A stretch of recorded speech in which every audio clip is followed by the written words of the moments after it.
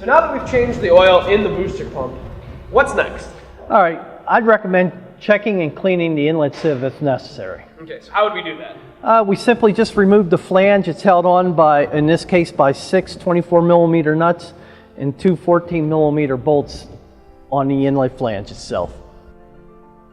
So now that we've removed the roughing line hardware, how do we inspect it? All right, once the hardware is removed, you can simply just pull the flange off. Okay. And underneath, you'll have your inlet sieve. And during the course of time, it may pick up some dust, dirt, and debris. You want to make sure it's cleaned with compressed air.